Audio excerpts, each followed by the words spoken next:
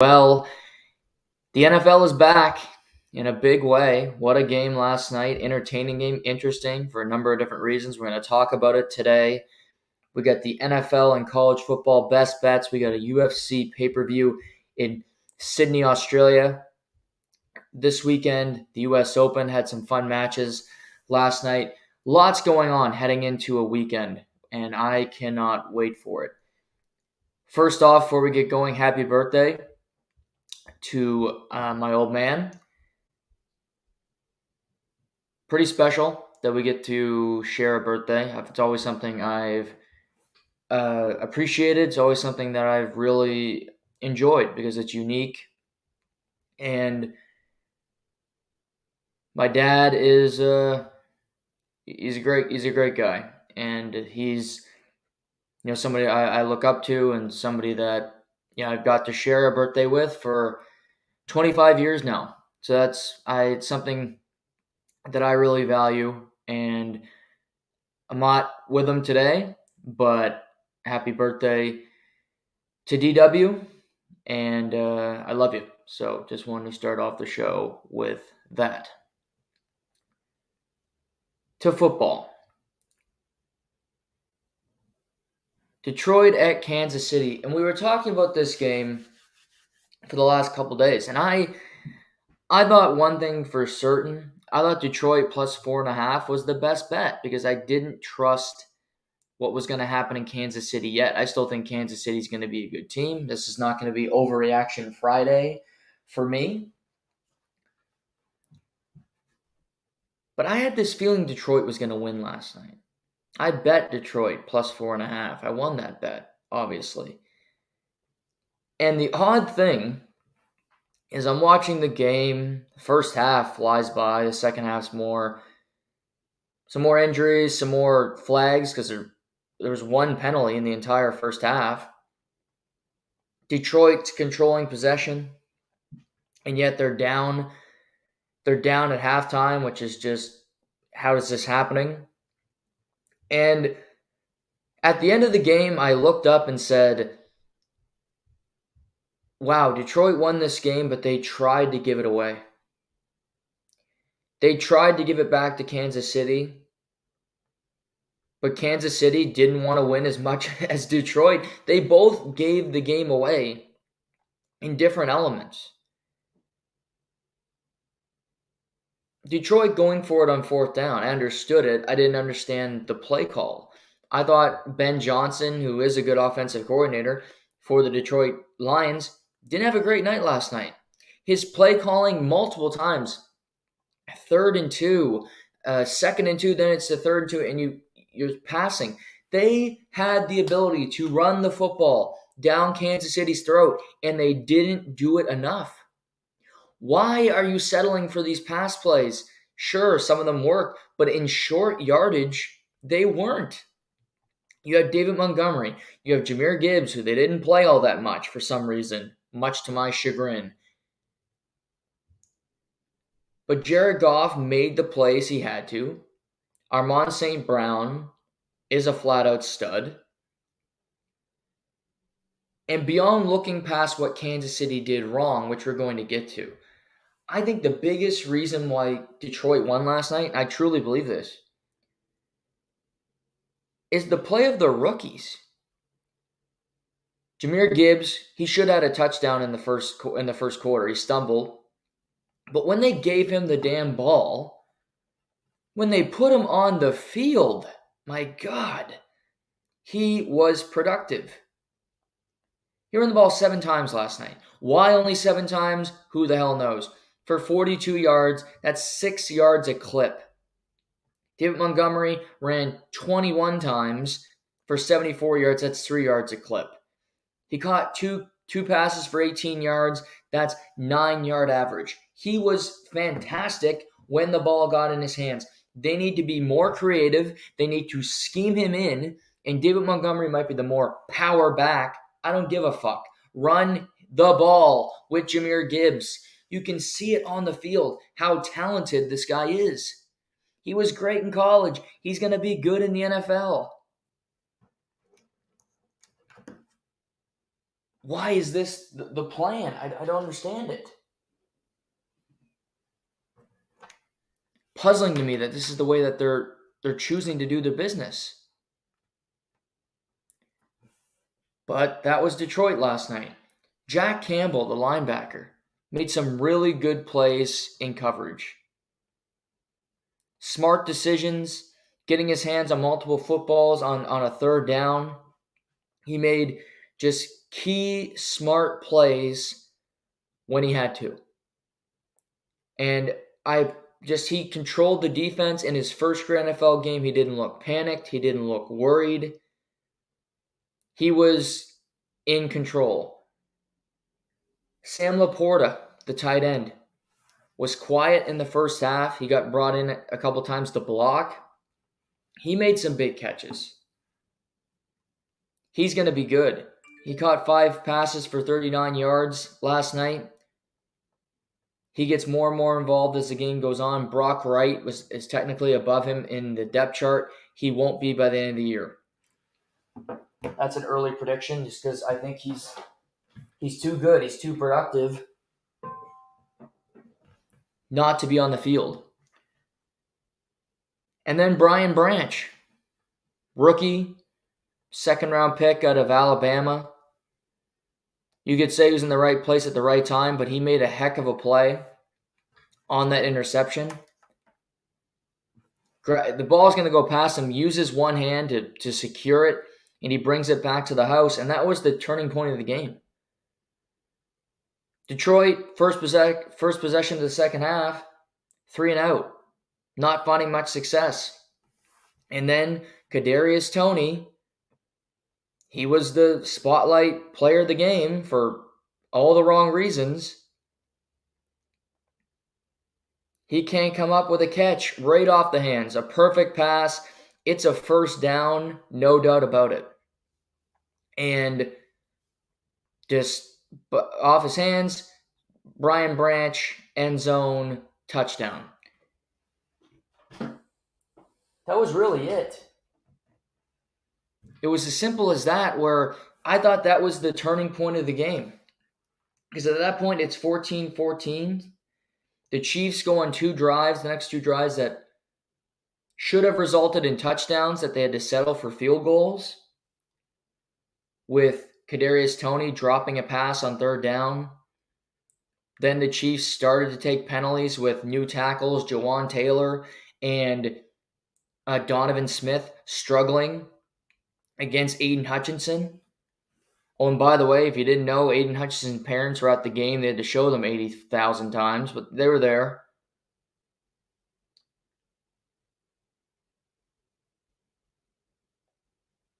But bad tackles, bad play by their tackles. Kadarious Toney was a mess. The Chiefs looked a little lost. The amount of plays they went behind the line of scrimmage, that third down play call late in the game where they had Blake Bell under center, the tight end, and they handed off to, I believe it was Kadarious Toney. I didn't understand that. Plow ahead, run the football if you have to. You have Isaiah Pacheco. He's a physical runner. That's the way he plays the game. No, they decide to go behind the line of scrimmage, try to be fancy. They clearly missed Travis Kelce. And what I would say, the 2 biggest things for Kansas City, I'm not worried about Patrick Mahomes. I thought Marquez Valdes-Scantling was fine.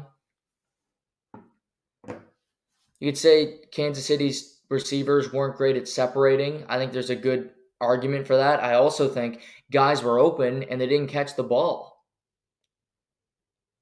Kadarious Toney, how many times in the slot? He had 3 brutal drops. He had a play on their last drive. If he catches it, he's gone for a first down. They're in field goal range, and they probably win the game. They probably win the game because they have a really good place kicker in Harrison Butker, and they just normally find ways to win there. But what happens there is that play, then a holding call on Jawan Taylor, so that gets pushed back. Incompletion. Another holding call, this time on Donovan Smith. Then it's 4th and 25, and he has to airmail it, and it's incomplete, looking for Sky Moore.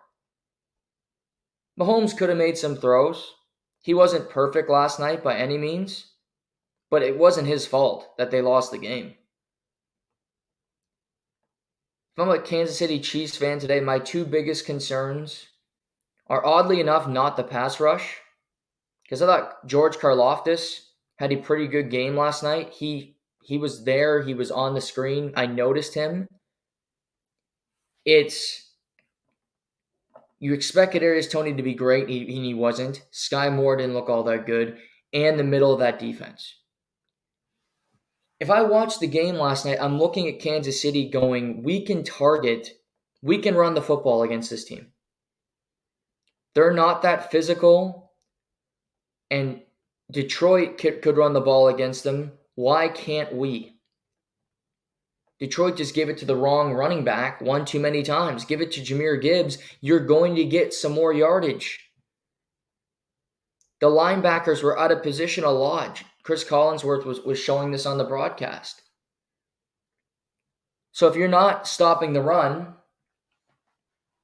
you're giving up big plays.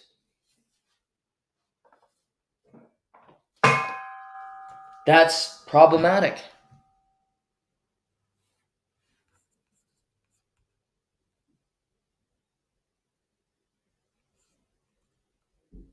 So I think Detroit's a good team. I predicted that they would make the playoffs. They found a way to win a game in Kansas City. That's a tough place to play on the road.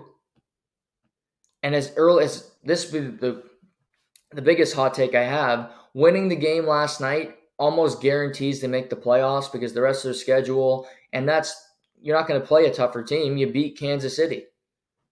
Chris Jones, Kelsey, I don't care. You win the game. It's about your schedule. Can you find a way to win that game? And they did. And they deserve to at the end of the day.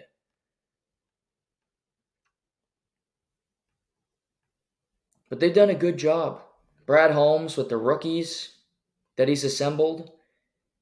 Jared Goff knows the offense. They need to be smarter about the way they conduct their offense. But the Lions showed up. Dan Campbell has that group believing. They play like he's their head coach. They got some bite to them. And the Chiefs have to answer. Plain and simple. The Chiefs have to look in the mirror and go, we got beat. And in week 2, Kansas City has to go to Jacksonville. Not an easy opponent. They can hope that Travis Kelce is available. But a rough start for their season, to say the least. Not a great night for Andy Reid. Not a great night for the wide receivers. I'm not saying don't go sign Chris Jones, but that wouldn't be my biggest concern watching that game. Because if Jawan Taylor and Donovan Smith play like that the whole year at the tackle positions, Patrick Mahomes is going to be in trouble. He's going to run more than he ever has in his career. Aiden Hutchinson's a stud. He's awesome. He was great in college. He had a very solid rookie season. I think he's going to be great this year because he played phenomenal last night. But he made it look easy against those guys. Jawan Taylor was basically cheating the whole game. You see him on the telecast. He's moving back. He's fidgeting. And they never called it until like the last drive of the game. He was doing it the whole night. And finally they call it for... They call a penalty on the offense. He did the same thing every time he lined up. Procedure, whatever you want to call it. He did it every snap, but they called it on the last drive, which was weird. I think they'll look into it because it's clearly an advantage for him, and he's getting the advantage, and he still looks awful against a guy like Aiden Hutchinson. And sure, Aiden Hutchinson is great, but there's a lot of really good pass rushers in the league. Jacksonville will watch tape. They got to play the Jets. You think Quinnen Williams is going to have problems going up against Jawan Taylor or Donovan Smith for that matter? Kansas City has some work to do. They built a team around their superstar quarterback with average players. They built a team full of average players and a superstar quarterback. If anybody can overcome that, it's Mahomes. And it's a long season. That's something to remember. There's no hot takes today about a week one game. Talk about the game, players I like, people that I think that'll translate. But this doesn't mean Kansas City's in trouble yet. Doesn't mean that Detroit Lions are a world beater. People that thought the Detroit Lions were going to go to the Super Bowl, I'm sure have that feeling today, and you feel great about your take. I have them making the playoffs. I still think Green Bay is going to win the NFC North. I'm not backing off that opinion just because Detroit won last night. But good for the Lions. Lions fans have been waiting a long time for them to do anything relevant when it comes to winning an important game. 9 out of 10 times, they lose that game. Scratch that. 10 out of 10 times, they lose that game in my lifetime.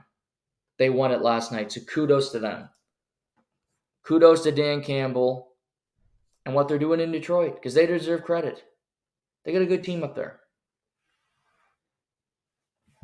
In the middle of the first quarter, breaking news, NFL breaking news. You had all offseason to break this. Let's do it in the middle of the first game of the season. The Cincinnati Bengals and superstar quarterback Joe Burrow agreed to a 5-year, $275 million deal with $219.01 million guaranteed, making him the highest paid player in NFL history. Almost the most guaranteed money. It's not the most guaranteed money in NFL history. That would be to Deshaun Watson. But the total contract, this is the most money. Joe Burrow is now locked up with the Cincinnati Bengals for the significant future. I thought this would get done before the season started, at least for the Bengals. And it did. I think this was calculated by the Bengals. They announced this during the first game. If I'm the NFL, I'm not happy about this. Watch the game. Do it 2 hours before the game, before kickoff. Why this was done? This wasn't, okay, we finalized this 10 minutes ago, let's announce it. No. So if I'm Roger Goodell, I'm giving the Bengals a call. I might talk to Joe Burrow and his agent and go, what the hell? We're playing a game here. We just raised a banner. Detroit and Kansas City. Kansas City, the team that beat you last year, seems a little petty, if you ask me. Maybe I'm making more out of this, but when something stinks, there's normally something there, right?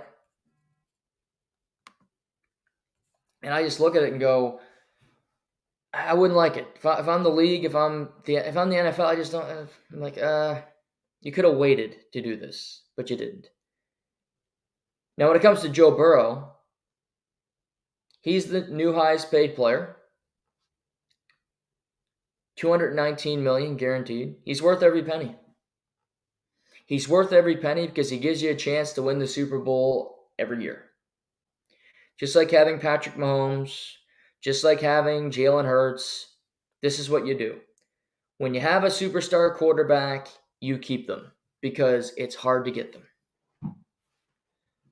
Cincinnati is one of the cheapest organizations in the NFL, and they screwed these up before, and I applaud them for not doing it this time. Joe Burrow is from Ohio. He actually likes Ohio, which is rare. No offense, Cincinnati or Cleveland or Columbus.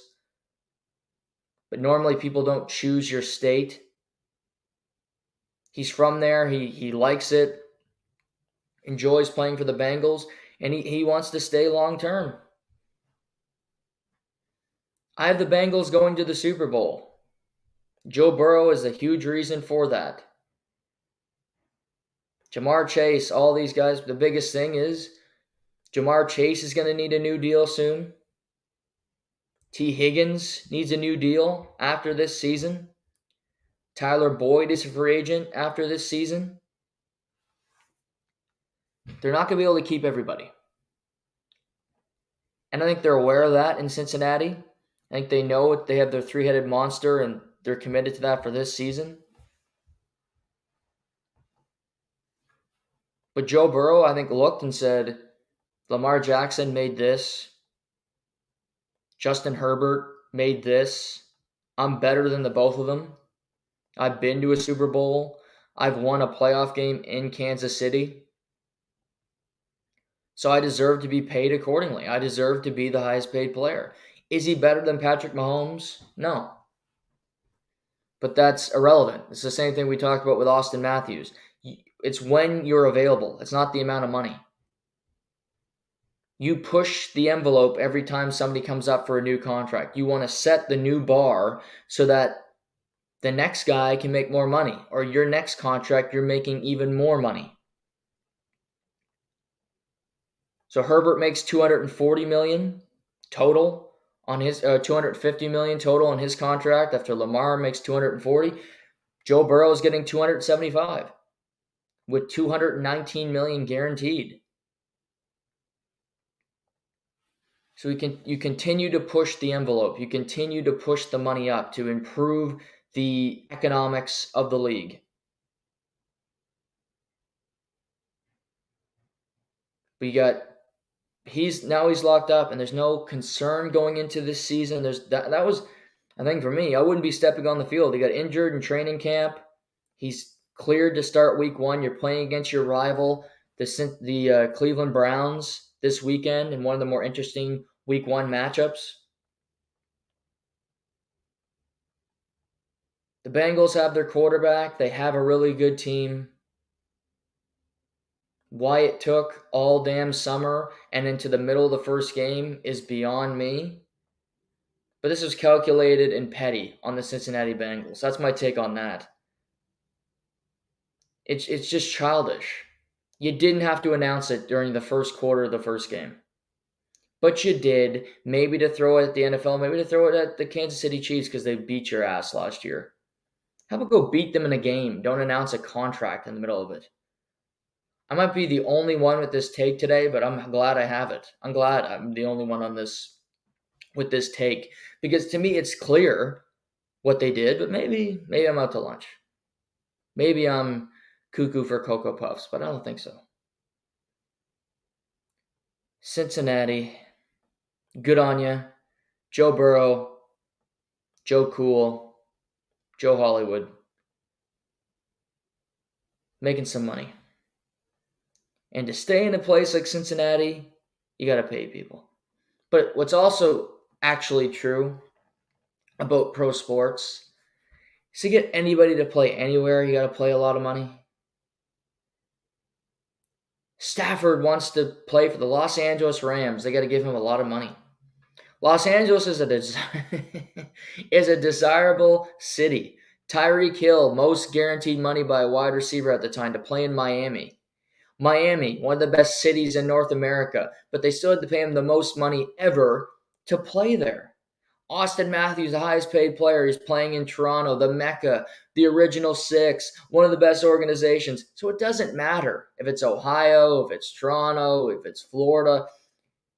You got to pay to play. That's it. You got to pay the most money to the players because that's the way it works. No hometown discount because this place is a more desirable place to play. That's a bunch of hooey.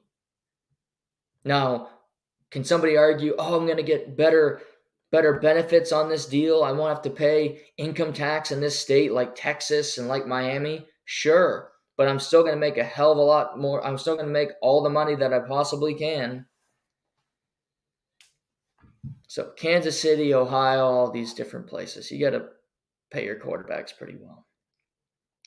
And if that person happens to play in a warm weather state and he doesn't have to see snow and live the good life that I envy every day of their life, then that's just part of it. But congrats, Joey B. You deserve it.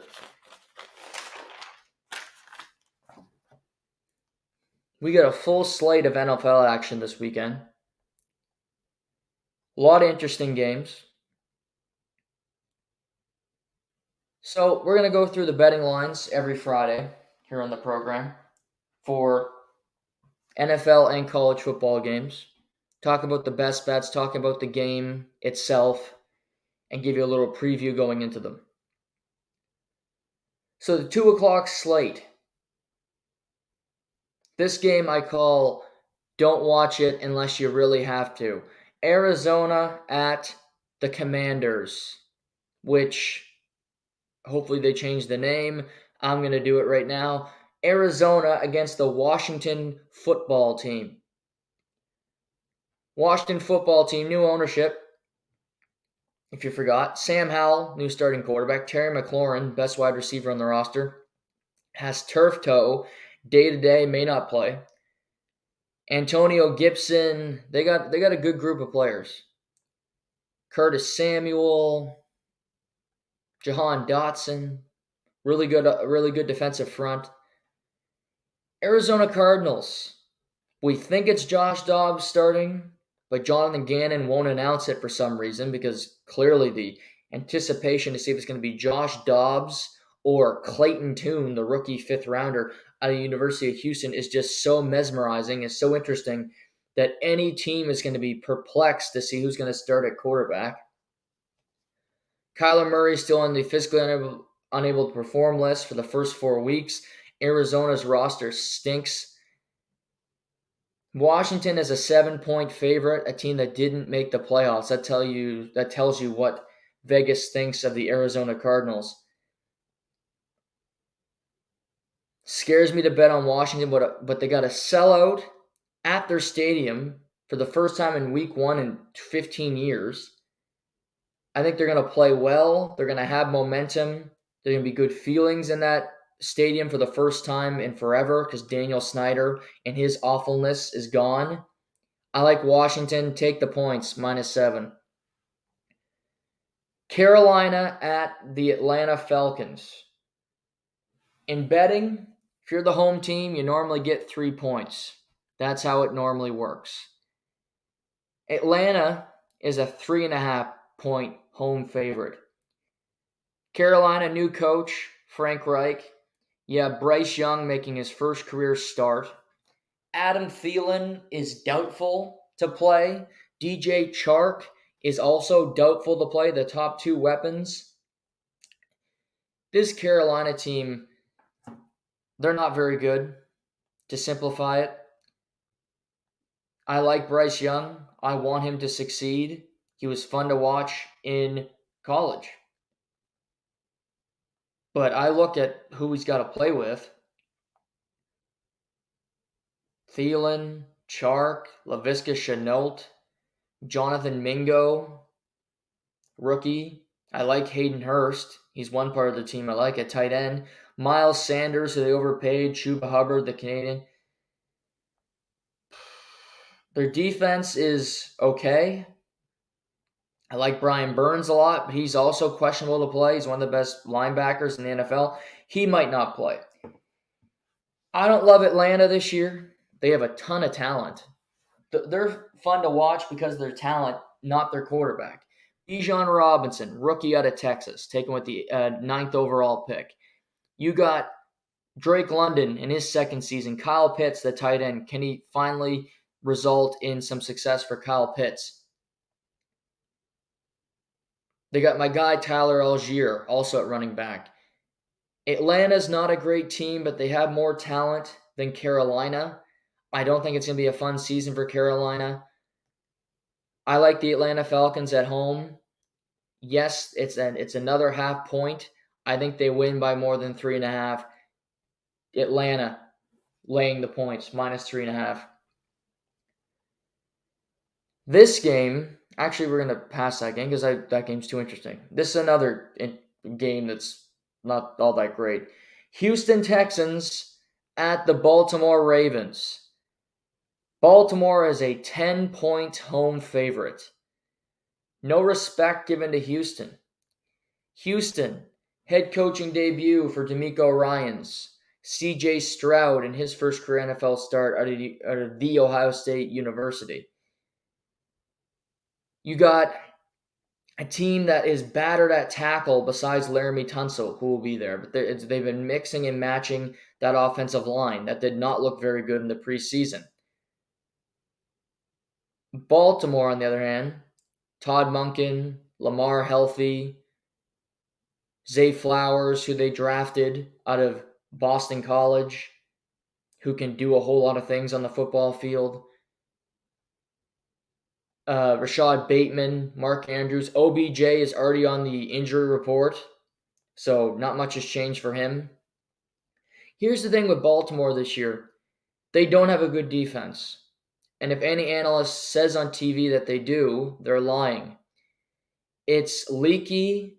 I don't like it. Houston has the potential to score points. They don't have great weapons, but they have enough. I like their running game a lot. I think they have the potential to run the ball effectively. They have their flaws, the Houston Texans, of course. They picked second in the draft for a reason.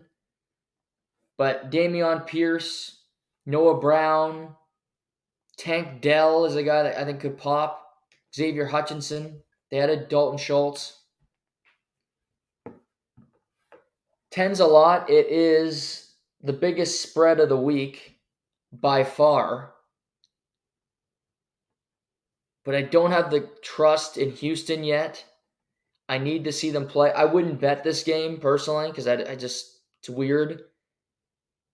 But if I had to, I would take the home favorite. I would take Baltimore. Tampa Bay at Minnesota. Baker Mayfield, now a Buccaneer, starting quarterback. Here's the thing with the Buccaneers. I don't think they're going to be a great team. I don't think they're going to be a playoff team, although they play in a horrible division. But looking at the beginning of this season, will they be competitive? Well, they lost Ryan Jensen, their center, for the season. He gets injured again. His career is likely over. Horrible story for him because he's been great. Was great with the Jets, was great with Tom Brady. Mike Evans wants a new deal, but he's going to play. Chris Godwin is still around. I don't like their running back room, which I've touched on before, which I think is one of the biggest mistakes they made the entire offseason, is just, what are you doing with this? But I like Evans. I like Godwin. Their offensive line is decent. They still have Shaq Barrett, who can disrupt the pass. They're not a great team. I'll be the first to admit it. But they're a veteran team, and early in the year, I think they're going to come out and play hard. They drafted Trey Palmer out of Nebraska, who I think will pop. Vita Vea, Logan Hall, Joe Tryon-Shoyinka, Devin White, Levante David is a competitor, Carlton Davis. So Tampa is intriguing. They go to Minnesota. Minnesota, Kirk D. Cousins, 13 wins last year, 11 wins by one score, which was an NFL record. And they have Justin Jefferson, and they got their team, but they revamped their defense. Brian Flores is the new defensive coordinator. They cut Adam Thielen. They cut Eric Kendricks. So I think Minnesota, I didn't pick them to make the playoffs. They absolutely could, though, because they were a playoff team last year. I just think they'll regress a bit. I don't know if Tampa will win this game, but it's 6 points. And I think it's a tad disrespectful to the Tampa Bay Buccaneers. I think they're looking at Baker Mayfield and saying he's not a great quarterback anymore, which many times he is not.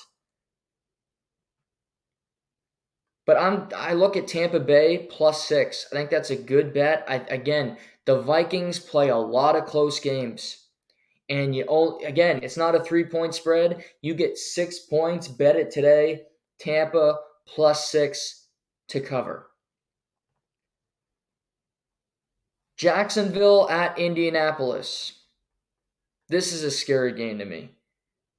The Jags are a lot better than the Indianapolis Colts, without saying. They have Trevor Lawrence, his beautiful locks, and Doug Peterson, and the roster that they put together that was a playoff team last year and was very close to beating the Chiefs.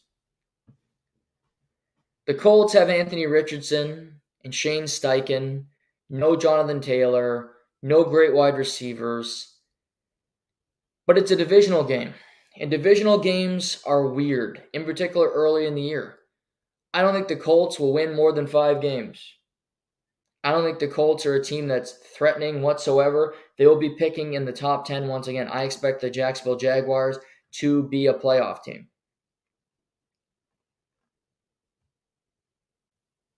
But with all that being said, week 1, strange stuff. The Bears won in week 1 last season. Let me think of another. The Giants won in week 1, which is a surprise. They ended up going to the postseason. There's teams that weren't very good that found a way to squeak out a victory. And I don't know if the Colts will beat the Jaguars, but they're at home. Richardson will use his athleticism if he can't find open passes. It's 4.5. I don't know if I'll bet on this personally, but I think the Colts could cover that number. Just because it's a weird early season game. It's a divisional game. When you're playing in your own division, things happen. Colts plus 4.5. Tennessee at New Orleans. 2 teams that I actually think are pretty good. Tennessee, Ryan Tannehill returning, Derrick Henry, Mike Vrabel, obviously. A healthy Treylon Burks, which will help. Okonkwo, their tight end, he's going to have a big season. A lot of catches, a lot of touchdowns. A defense that is loaded with talent for the Tennessee Titans. And then New Orleans, Derek Carr is now the quarterback. You have Michael Thomas, who's finally healthy after 2 seasons. No Alvin Kamara in the first couple weeks because of his suspension. But they have Jamal Williams, who came over from Detroit. They have Kendre Miller, who they drafted in the 3rd round from TCU. I think New Orleans will be a really good offense this year.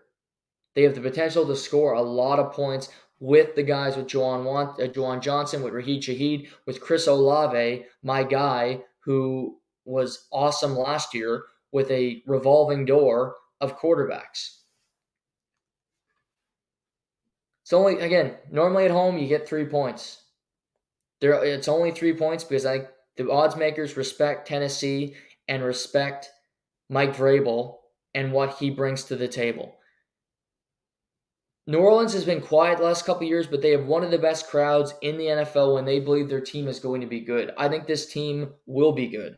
I think that crowd is going to be up for it on Sunday afternoon. I like New Orleans -3 to win this game at home. Los Angeles Rams at the Seattle Seahawks. I won't go too into detail on this. The Rams stink. Yes, this is a divisional game. The Rams have 34 rookies on their roster. Matthew Stafford is playing with a bunch of kids. He said he's not connecting with them, yada, yada, yada. Cooper Kupp is not playing. He might miss the first 4 games of the season. There's no Odell. It's Tutu Atwell and Ben Skoranek and a calamity of others.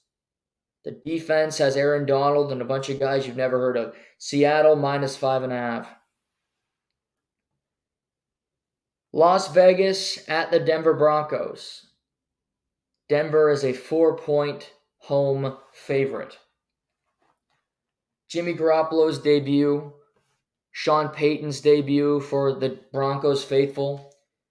Famously, the Broncos lost last year in week 1 to the Seattle Seahawks on Monday Night Football, which started the tailspin towards despair for the Broncos.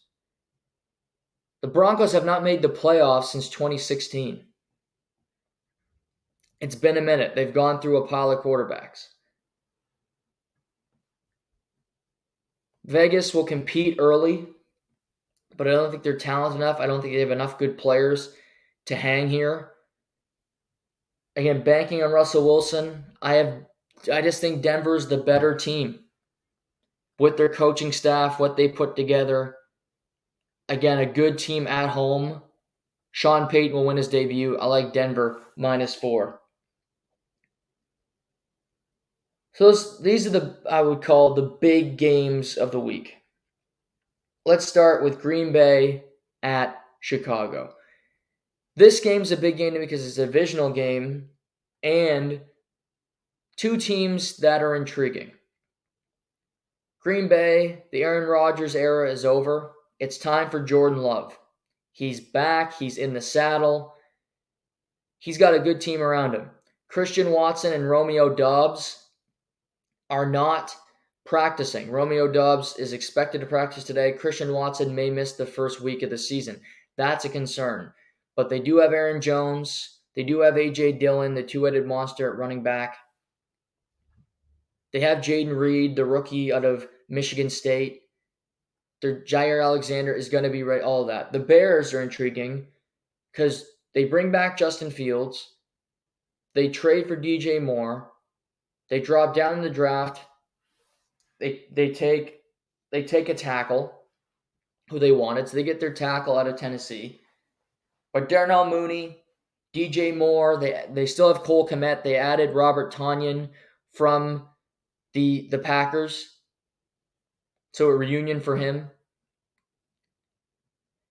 The Bears are getting a lot of hype as a team that could be better. Justin Fields is an MVP candidate. Don't understand that. The Bears are actually a 1.5-point home favorite.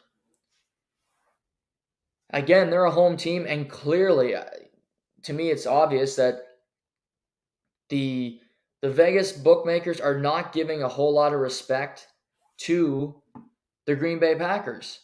Because again, I'm going to bring this up right now for you as I go on my little FanDuel app. Right now,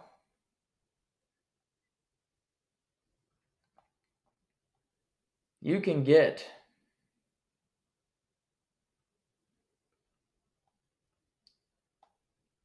divisions. NFC North, you can get the Packers at plus 450 currently. Third best odds in division behind Detroit and the Minnesota Vikings. So the Bears are in last, but not by much. I think the Bears will be better this year. I don't think they're a playoff team, however. I think Green Bay is. I like Green Bay. You can get them plus points. Yes, they're on the road. I understand that. Give me the Packers. Give me the Cheeseheads plus 1.5. Philadelphia Eagles at New England Patriots. Philly, first game since the Super Bowl loss. Always a weird situation. I love their roster. We've gone through it a lot. New England, what's so weird about this game is that they're honoring Tom Brady at this game. I understand he's the greatest quarterback in team history. Why are they doing it week 1? To kick off your season? Mac Jones is going to be staring, looking at Tom Brady, and everybody in that arena is going to be saying, wow, we wish Tom Brady was playing today, not Mac Jones. Not noodle arm Mac Jones was playing quarterback.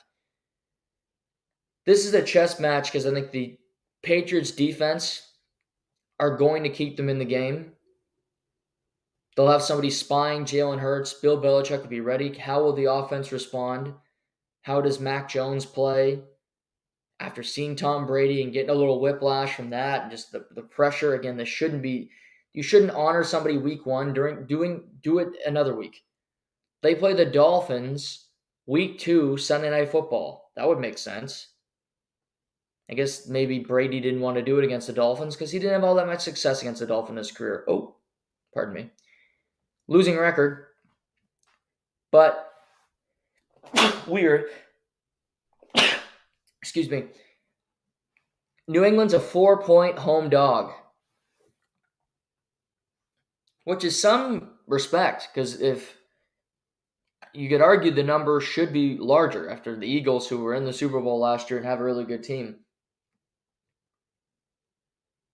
I think this will be a close game.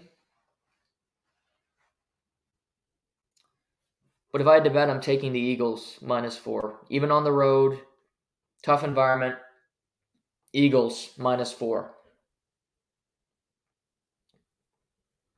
Cincinnati Bengals at the Cleveland Browns. This is a game you got to see. Joe Burrow, new contract, signed, sealed, delivered. Just fresh paint on that thing. He's healthy. You got Orlando Brown Jr. brought in.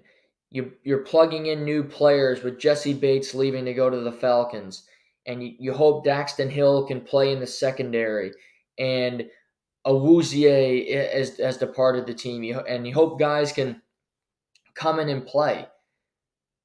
Because the Cincinnati Bengals have big expectations. And looking at this team, Joe Mixon took a pay cut to come back. He's a damn good running back. They lose Samaje Perine as the number 2. But T. Higgins, Jamar Chase, Tyler Boyd, they lose Hayden Hurst, which to me is a loss. They bring in Irv Smith Jr. from the Minnesota Vikings. Alex Kappa, Ted Karras, Orlando Brown Jr., Cordell Volson, and Jonah Williams. Not a bad offensive line. Probably the best that they've had in Cincinnati since he's been there. Daxton Hill, Nick Scott coming over from the Philadelphia Eagles. Cam Taylor-Britt, who they hope can play. Cleveland's at home. And Cleveland improved. If Deshaun Watson can play at the level he did a couple years ago, Cleveland will be a playoff team. And they'll be a team that I missed that gets in. With Deshaun, with Amari Cooper, who's still very good at this point of his career, with Nick Chubb, who might be the best pure running back in the entire NFL when it comes to running through the tackles, getting past people. He's right there with Derrick Henry. Myles Garrett is still present. They went out and got Kadarious Smith from the Minnesota Vikings, so they have a two-headed monster. They add Jim Schwartz, who's a Super Bowl winning defensive coordinator, which is what he did with the Philadelphia Eagles. So you get an upgrade there. Cleveland still has flaws, sure. Cleveland, and a lot of it's on the quarterback to prove, but you look at Njoku, you look at Amari Cooper, look at Peoples-Jones, who's a deep threat who I still think has more to show people. He's gone through different quarterbacks. He's had his up and down games. But he's got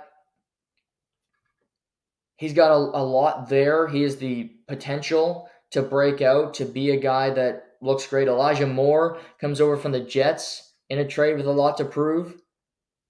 Jedrick Wills, Batonio, Ethan Piocic, Wyatt Teller, Jack Conklin. As veteran and offensive line as you're going to get. Cleveland's a good squad. A really good squad. They're at home. And Joe Burrow has only beaten the Cleveland Browns once in his career so far. They just have figured him out. They played him really well. Cleveland's a 2.5-point home underdog. Cincinnati lost their first 2 games of the season last year. They still went on to win the AFC North. They still went on to make it to the AFC Championship game. I think this is going to be a physical affair. I think both quarterbacks will have their troubles in this game. But I'm going to take I'm going to take Cleveland plus 2.5 at home. They just know how to play Joe Burrow. It's a close divisional game. Cincinnati will win in Cleveland. I think, honestly, it's not a bad bet to take Cleveland outright plus 2.5. And I hate Deshaun Watson. But when you're betting, you got to look past the players and just think, okay, what's the smartest thing? I'm taking Cleveland plus 2.5 here. Game of the weekend for me, this game. San Francisco at the Pittsburgh Steelers. I love this game. Nick Bosa's back. Armstead. You get that lethal pass rush, Javon Hargrave, and that awesome San Francisco defense. And what's so interesting to me is Brock Purdy. How's he going to look in week 1, coming back from the UCL injury? Is he going to be rusty? He's going to be able to hit receivers. How much of the playbook can they run? All that is interesting. How is Christian McCaffrey used on a down-to-down basis?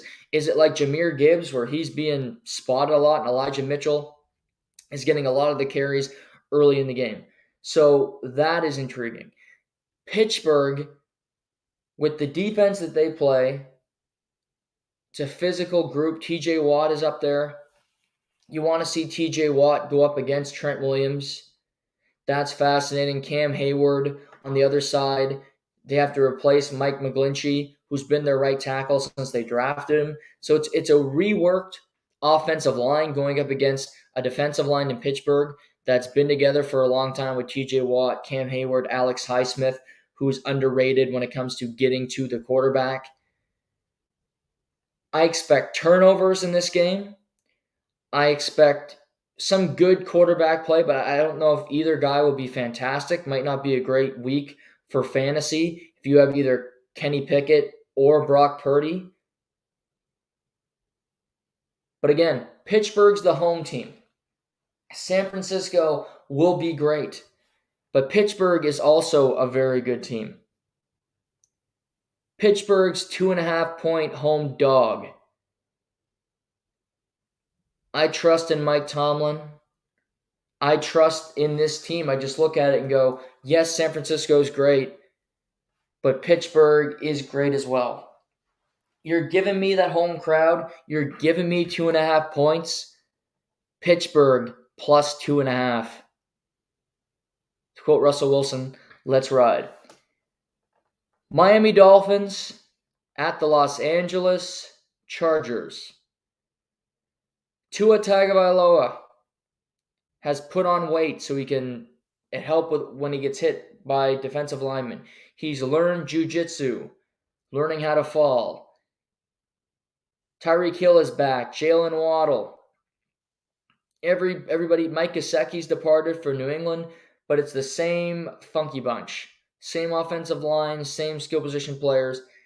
They traded for Jalen Ramsey, but he's going to be out for the next bit because of an injury in training camp. Chargers drafted Quentin Johnson. They didn't trade. Both these teams, who were playoff teams last year, haven't done much to their rosters. Both are pretty similar. For the Chargers, you could go Eric Kendricks, and their next biggest addition is Kellen Moore as the offensive coordinator. Chargers are a good team to bet on early in the season because there's no injuries before the season starts to the team. It happens seemingly in week 1. Miami played in Los Angeles last year, and they got shellacked. They didn't allow Tua to have time in the pocket, and they cut off his underneath routes, and Tyreek Hill and Jalen Waddle couldn't get yards after the catch. They couldn't extend the play, which led to big yardage, and there was a lot of incompletions. He threw 2 interceptions. So we'll see if Mike McDaniel and the Dolphins offense can make some adjustments. They might play better than they did last year. It might be a closer game, but I like the Los Angeles Chargers to win at home. They're healthy early. They figured out Tua. The Dolphins are very good. But I'm going to take Justin Herbert, just like the Dolphins wish they did in the draft, to beat the Fish for the second consecutive year at SoFi. Chargers -3. Final Sunday game, the nightcap. Them boys, the Dallas Cowboys, heading to MetLife Stadium to play the New York Giants. Dallas owns the Giants. Doesn't seem to matter whether it's in Jerry World or if it's in East Rutherford, New Jersey. Dallas is coming in with a lot of hype, of course, including by me.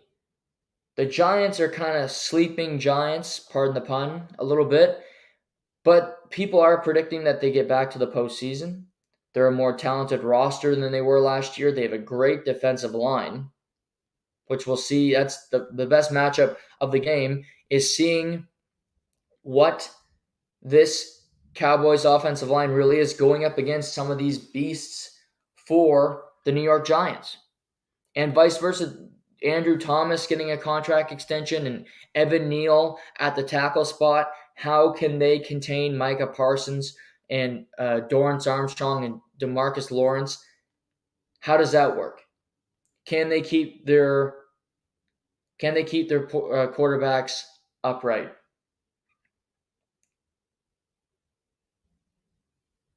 So, I like the Cowboys on the road, -3.5. I think they win by at least 7. I think it's a statement for them. Picking the Cowboys is like picking Satan, but I'm going to do it. I think the Giants are a good team. Like I said, I take the over on their win total, which I think is 7.5. I think they get at least 8 wins this year. It's just not going to be against the Cowboys in week 1. I like Brian Daboll. I like Darren Waller, Daniel Jones, but they will have success. They struggle with the Cowboys. Dan Quinn knows how to play this team. I think you're going to see some sacks and a statement win for the Cowboys on Sunday night. We will talk about the Monday night game on Monday. It is Bills at the Jets.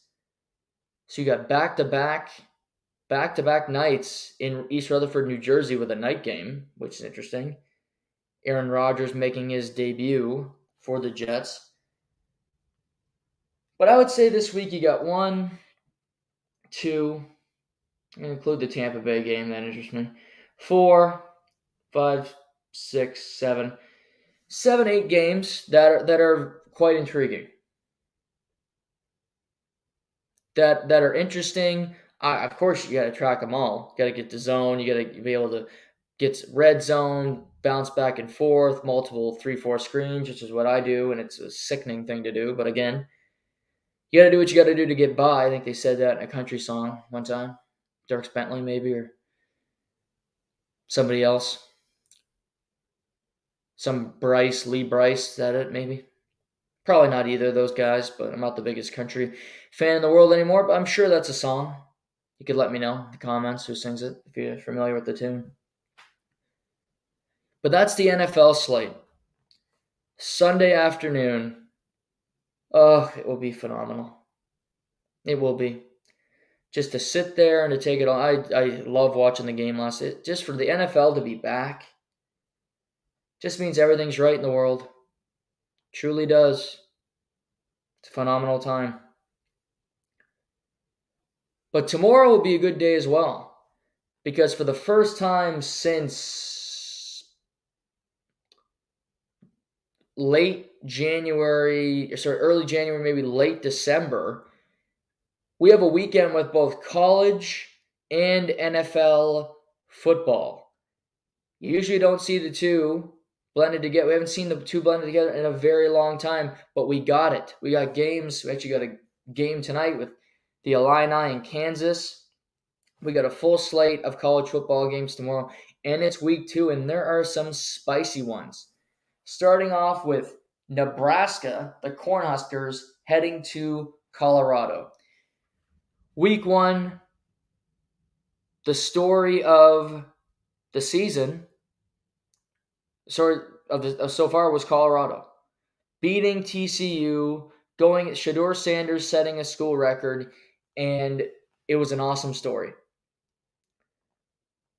But it's been a lot of hype since. Everybody's talking about him. And yes, Nebraska did lose in week 1 to Minnesota. They didn't put up a whole lot of points. And you look at it and go, well, of course Colorado's going to win this game. I thought about it more because I watched both these teams in week 1. Nebraska needs to run the football. They need to run the football a ton. They have an athletic quarterback in Sims, and they can power run because that is the weakness of Colorado, is their defensive line, I would argue, and just the ability to stop the run efficiently. TCU could have won that game if they just ran the football more. I think Matt Rule will be watching tape and understanding this is how you beat the Colorado Buffaloes. Now, all that being said, Shedeur Sanders is incredibly talented, and Travis Hunter is a stud, and Dylan Edwards, the true freshman, had 4 touchdowns in week 1. I like Colorado when they were a lovable underdog, but they win one game and now they're ranked, which I don't like as much. Meaning you're ranked, they're a 2.5-point home favorite in the home opener. This screams to me the letdown game. This screams to me everybody can start to make fun of Deion Sanders and say, oh, you brag for nothing, which I don't really want to see happen because that means all the old people get to win, all the people that have ran college football a certain way for a long time, incorrectly in my opinion, will be able to say, ha, Deion, you didn't work. This is going to be a close game. These coaches don't like one another, quite frankly. These two programs have been irrelevant for a really long time. Nebraska and Matt Rule wish they were Colorado and they had some people that cared about their program. If they can win this game, they will get some respect from the college football community and just people at large. I trust in Shedeur. I don't think it's a given by any means.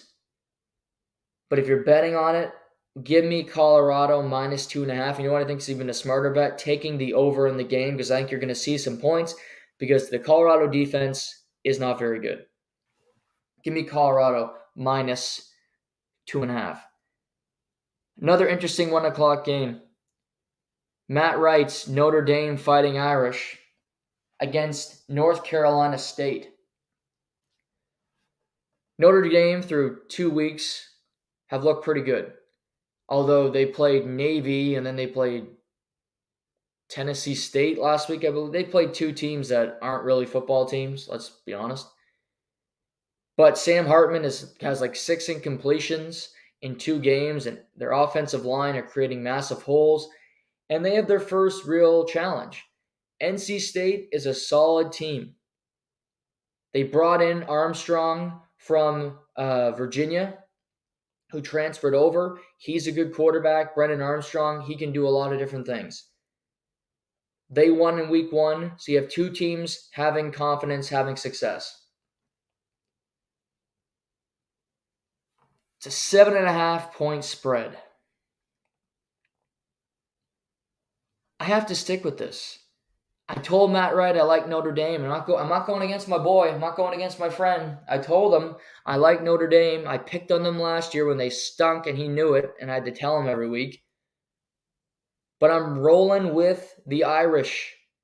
7.5 on the road does scare me a little bit. I think Notre Dame wins by at least 10. They improved to 3-0. They are one of the best teams in college football. Absolutely. They're gearing up for Clemson in a couple weeks, which doesn't look like that hard of a game anymore. But I like Notre Dame minus 7.5. Purdue at Virginia Tech. Big Ten versus the ACC. 2 teams that lost in week 1. Purdue lost to Fresno State at home. That's a big loss. Virginia Tech, home team here. I think Purdue bounces back. Purdue plus 3. Utah at Baylor. Baylor loses in week 1 to Texas State in one of the biggest upsets. They're 7.5-point dogs at home. Again, a Pac-12 team against a Big 12 school. Baylor's not as bad as you think they are because, yes, they lost in week 1, but Texas State had 50 new players through the transfer portal. They've been scooping guys up. Utah, Cam Rising should be available. It's not 100% yet. I'm going to look that up as I talk about it because if he's playing, I like Utah even more. Let's see. Cameron Rising.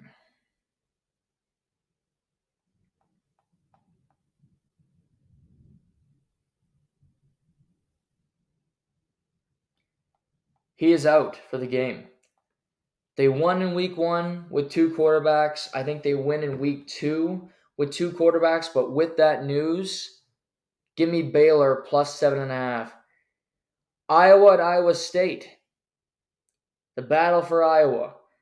Iowa was a huge favorite in week 1. Utah State, thank you, covered that spread. They're going to Iowa State, and they're a 3.5-point road favorite. I'm not betting on this game because I don't trust either school. It's just a weird matchup. I think Iowa wins, though, but I'm not betting on it. Ole Miss at Tulane. Spicy game. 2 ranked schools.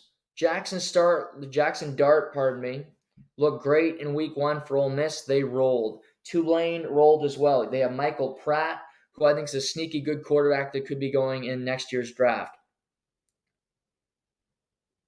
ACC against a non-Power 5 school in Tulane. I want to pick Tulane. I do, to win this game because I root for the non-Power 5s and schools usually don't hear of. Ole Miss gets a lot of pub. They recruit well. They have 2 quarterbacks in Spencer Sanders and Jackson Dart, who are both pretty good. I think Ole Miss wins the game. I think Tulane covers. Give me Tulane +7. Tulsa at Washington. My Washington Huskies started off slow. Michael Penix Jr. is awesome. They got really good receivers in Washington. They're 34.5-point favorites against Tulsa. I don't worry about them losing the game. But when I see that spread, it excites me. Give me Tulsa +34.5. App State against North Carolina. North Carolina, my team to watch in the ACC, beat South Carolina in week 1. App State, don't bet on this game. I think App State might cover. I'm not doing it though. SMU at Oklahoma. Oklahoma won 73 rip in week 1. They get a tougher opponent here in SMU, a team from Texas that recruits pretty well, that's headed to the ACC. I think Oklahoma does continue to play well, but I think SMU can keep it closer. 2 touchdowns. I like SMU +16.5. Texas at Alabama. Game of the week. Texas hosted Alabama last year, and they lost in a game that they should have won. Quinn Ewers was hurt in the first quarter. Since that time, the rest of the Texas season was up and down. They didn't have all that much success, and everybody this year says it's Texas' year. Quinn Ewers is going to be a top 10 draft pick. Well, if Texas is back, you beat teams like Alabama. It's extremely hard to win in Tuscaloosa, although Alabama did lose a game there last year. Jalen Milroe played well in week 1. Didn't play great, but he played okay against bad competition. Texas didn't look great, in my opinion, against Rice. I'm not a very good school or a good opponent.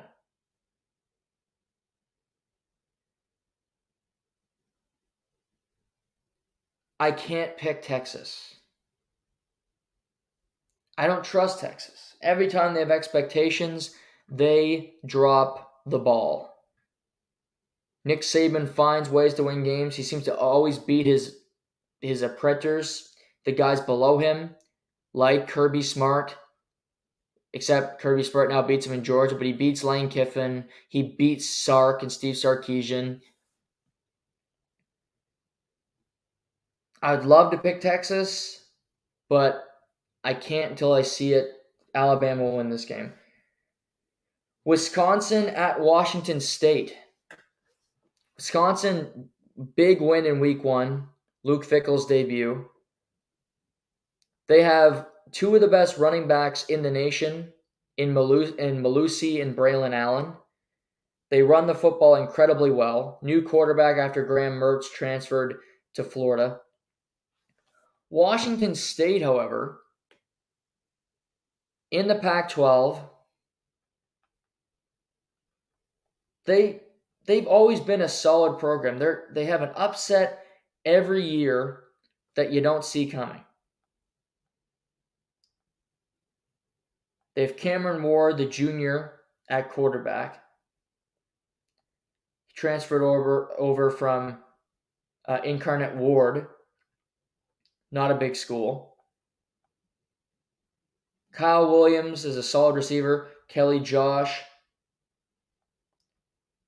They're 6.5-point home underdogs. I think Wisconsin's a decent school. I think they got some good things going for them. Luke Fickell's a good coach. He turns around programs relatively quickly, like he did at Cincinnati when he got them to the playoff, which nobody saw coming. I like Washington State. They always find a way to keep. I think this game, it's a prime time game. It's a big opportunity for both schools. The Pac-12 went 13-0 in the first week. They did not have a loss. That's not going to stick.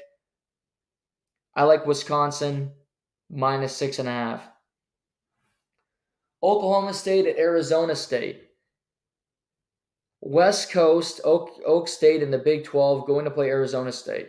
Arizona State's in a weird position this year because they are banned from playing bowl games due to recruiting violations.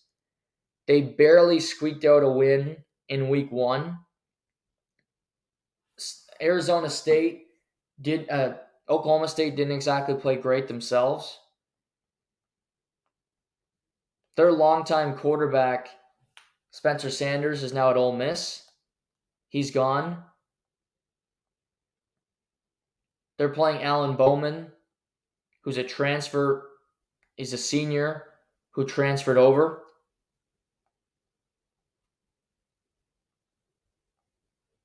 And it's a weird, this game has a weird vibe to me because it's West Coast, you have to travel. Alan Bowman played at Michigan, then went to Texas Tech. Now he's at Oklahoma State. He played pretty well in week 1. Oklahoma State beat Central Arkansas 27-13. Arizona State beat, let's see here. They beat Southern Utah 24-21. Then they defeated Northern Arizona 40-3. So they're 2-0. They played in week 0. By far their toughest game of the season so far. They're a 3.5-point underdog. For some reason, I feel like Arizona State is going to find a way to keep this game close. And they might actually win it.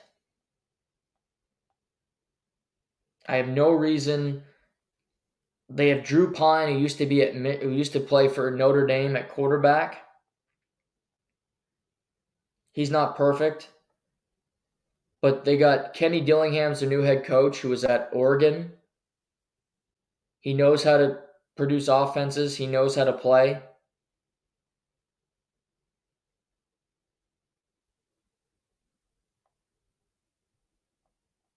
So I like Arizona State in that game, plus 3.5. You also have Auburn playing Cal, some other games that day, but that's basically the college football slate this upcoming weekend. A few ranked games. The Colorado intrigue continues to grow week after week. You have Maryland playing Charlotte in primetime. So you got some fun games in college football for sure this weekend. Let's go to the UFC. UFC this weekend in Sydney, Australia for the first time since 2017. The first event there since Israel Adesanya knocked out Robert Whittaker to win the middleweight title in only his second year with the promotion. Since then, he's beaten almost everybody in the middleweight division. He lost his title to Alex Pereira, but won it back in April, and now he is fighting upstart brash Sean Strickland for the title. It was supposed to be Dricus du Plessis and Izzy. but Du Plessis pulled out because of a foot injury, so Strickland steps in. Strickland is brash, Strickland's not afraid to share his opinion, and he's one of the most unique people you will ever see. Straight boxer, he loves to fight, he will get in there, and he's not going to try to take you down. No jiu-jitsu, no wrestling, he just does it his own way. Izzy is the massive favorite heading into this. Strickland is a plus 430 underdog. His first title fight ever with the promotion. You saw this morning he had a tough time getting down to the championship weight of below 185 pounds. That extra pound, he said, was extremely difficult. Israel is just so tricky because you give him distance, he will make you pay. He will hit you with leg kicks. He's methodical in the cage. You think, okay, we know what he is. He's going to win by decision. Then he knocks out Alex Pereira and shows more elements of his game. He said he wants to submit Sean Strickland tomorrow night.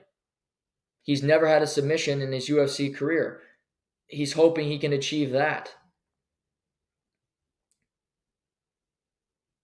I don't know. I just can't see Sean Strickland winning this fight. It would be crazy if he did. It would be fun because he would go crazy and the people of Australia would be booing him like crazy. But Adesanya was just Strickland has a chance if he can get this in close, land punches, get in the clinch, and just close the distance. But I think Izzy's too good. I think Izzy's just on another level. He's one of the best fighters in the history of the promotion. Truly. At the end of his career, he very well could be regarded as the best middleweight champion ever, even usurping the great Anderson Silva. With the amount of title defenses and the guys that he's beaten, I don't think he's going to look past Strickland. I think he wants to fight Du Plessis or Khamzat Chimaev or Paulo Costa in his next fight. But I think Adesanya is going to win by TKO.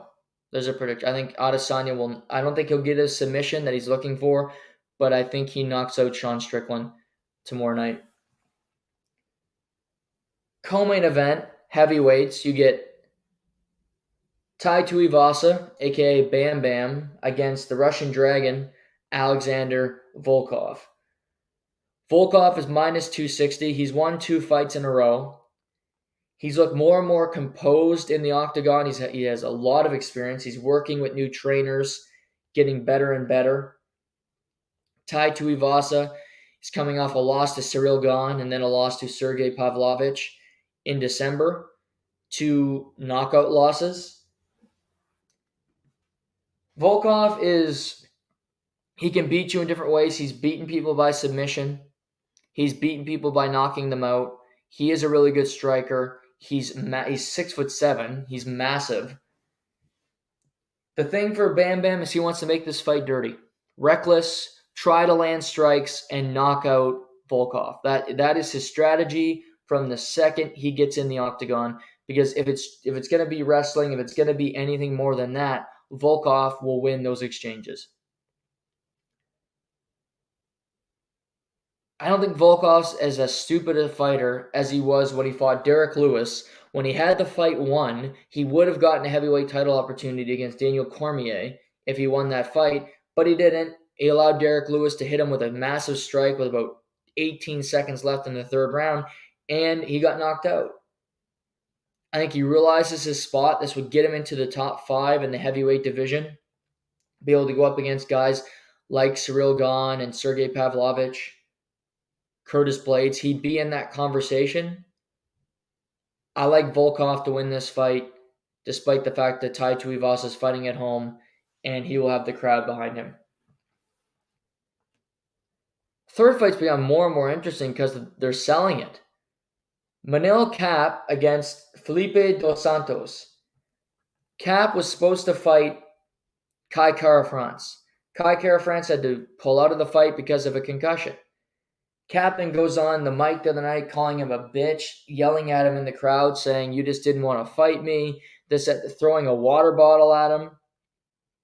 And Dos Santos is making his UFC debut. He was supposed to be on Dana White Contender Series, but now he gets this opportunity in Australia to fight on a pay-per-view in the third fight on the card, which is incredible. Caps is a fun fighter. He's intriguing. He's got a lot of different ways that he can beat you.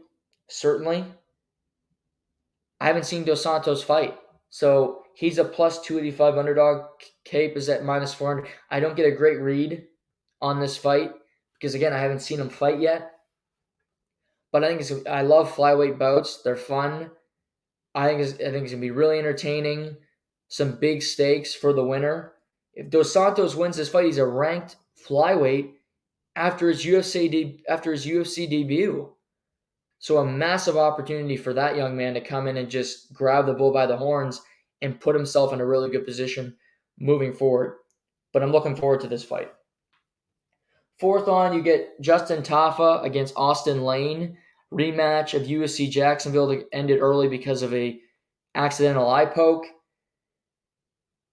Justin Tafa's a striker. His brother won a couple weeks ago in Singapore via first round knockout. Austin Lane's he's a tall dude. He's going to want to get the clinch, close the distance. I think he's got more skills than Justin Tafa, but I think Justin Tafa he's a better striker. He finds the chin and he will knock you out. The brothers are the same way in that realm. I like Justin Tafa to win the fight. I like him winning via KO. And you also have Tyson Pedro against Anton Turklok. Pedro's from Australia. He's kind of looking to find himself a little bit. He's had his ups and downs in the UFC. His last fight, he lost to Modestas Bukauskas in a very close decision. 2022, he won both of his fights against Harry Hornsucker and Ike Villanueva via first round knockout. But he's got a tricky opponent here, where Turkalok's struggling as well. He lost to Victor Petrino and he got submitted by Gelton Almeida, which who doesn't Gelton Almeida beat via submission? So two guys looking to get back on track. I like Tyson Pedro. You can get him as the slight underdog right now. I would take him in the fight. Fighting at home, he's a good fighter. The rest of the card, Carlos Ulberg, light heavyweight, another Australian on the card, 9-1 in his career. 2022, he fought 3 times, all winning, 2 via first round knockout. He also got a first round knockout in May over Ihor Pretoria. He fights Yong Da-un, who lost his last UFC appearance. He's lost his last couple. So I like Carlos Ulberg to get another relatively quick finish here and kind of build up his momentum. Jack Jenkins, Chepe Mariscal might be the most underrated fight on the card. Mariscal beat Trevor Peek in June in the Jacksonville card. It was a fight that was crazy, back and forth slugfest. Trevor Peek's first loss as a professional. Jack Jenkins was on the same card. He fought Jamal Emmers. I thought he lost the fight. They gave him the decision. He's won his last 2 fights via decision.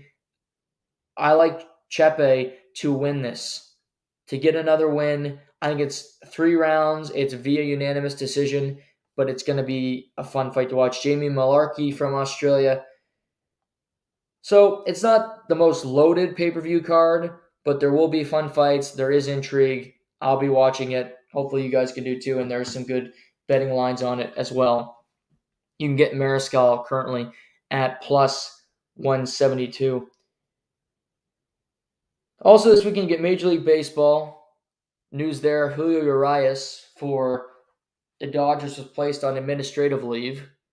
He might not pitch in the majors again this year. Houston Astros swept the Texas Rangers are sinking, and much to the Blue Jays' delight because the Blue Jays are playing okay, not great, but they're finding ways to win. They get Kansas City this weekend, who stink. So they get to play a bad club, take advantage of that. Texas gets to play. They're playing Oakland, so they're playing another bad club. The Blue Jays just got off playing them. So two teams, Seattle's and Tampa, they got a win there last night, so a big win for them. Houston is hosting the San Diego Padres. And the National League, it's pandemonium. You have Arizona and Miami and Cincinnati all within half a game of one another for the third and final wildcard spot. San Francisco's 2.5 out. They're falling out of it a little bit. You have the Phillies, who are up 5 games on the rest. Cubs, who are up by 3. But the Cubs are gaining ground on the Philadelphia Phillies. Phillies have the Marlins this weekend in a massive series down in Philadelphia. So some baseball intrigue for sure. U.S. Open, 2 semifinals today. Ben Shelton, Novak Djokovic at supper time. Then you have primetime Carlos Alcaraz and Daniil Medvedev. The tournament wants Djokovic, even though it's an American, they want Djokovic and Carlos to win today so you can get that final. I didn't think it was going to happen at the beginning of the tournament. I do think it's going to happen now because both guys are playing too great. Shelton's 20 years old, his first career major semi. I like the kid. I just don't think he can beat Novak. He's the best player ever. I expect straight sets there. Medvedev may get a set over Carlos, but you might see 2 straight sets today because both these guys are dialed in.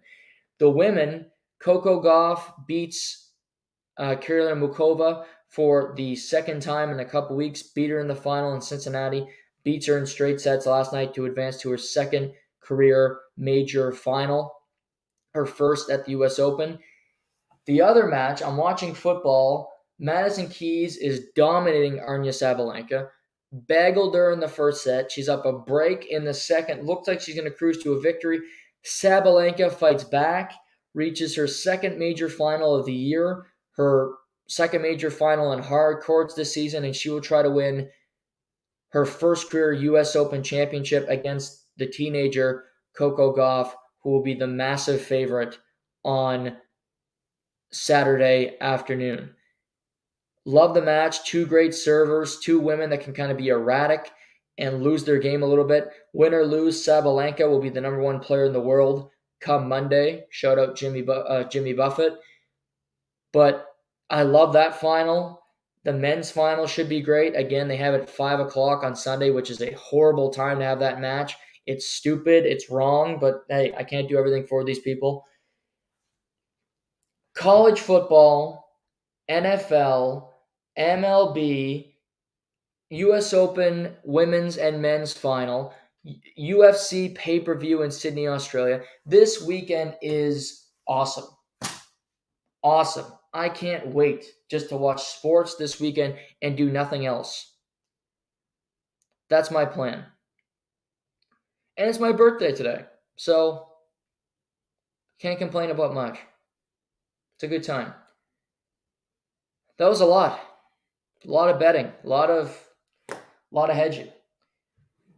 Monday, the NFL recaps are back.